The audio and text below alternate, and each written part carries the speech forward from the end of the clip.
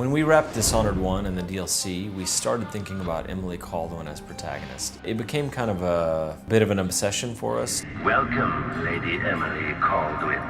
To see Emily and treat her the right way, like think really how would she grow up, what would she look like, how would she carry herself. So it's 15 years after the Rat Plague, after the first Dishonored, and Corvo's been training her for 15 years, telling her someday our enemies are going to come for you with knives and you have to be ready. An otherworldly usurper takes the throne. For the first time, as an adult, driven out of her home, she has to flee. And so the contrast for her is huge. She was an empress one day, the next day she's on the run. And she's trying to unravel the Duke of Serkonos and his allies in order to win back her own throne. And so part of it is just like, take back what's yours. But at the same time, she begins to see the corrupting influences of bad leadership. Her motivation becomes, I need to take back the empire so that I can do right by the people. When we decided that Emily got to have her own powers, they needed to be interesting enough to be as cool as Corvo's.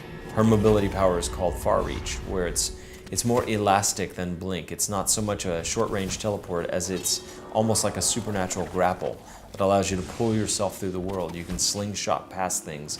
You can grab people and pull them toward you and assassinate them in midair. You can pull objects toward yourself. Far Reach can be upgraded in different ways. Domino, it's that power that allows you to link the fate of characters in the world, and whatever happens to one happens to the other. If you look at her powers, most of them are befitting of an empress. She can link people together so that they share the same fate. She can mesmerize a crowd of people. There you are. I feel so empty right now.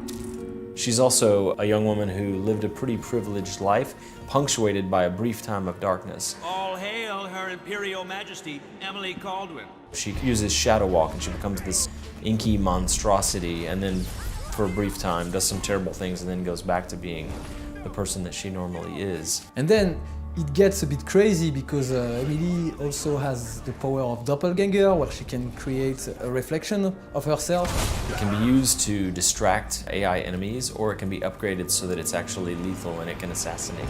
So whether you play Emily or Corvo, you work your way through the same set of missions. But that said, Emily's commentary on the world is sometimes similar to Corvo's, but sometimes it's different based on her perspective. I wish I could just run away from all this. Sometimes you do. And one of the underlying themes of the game is that Emily, as Empress, is used to depending on a lot of other people to get what she needs.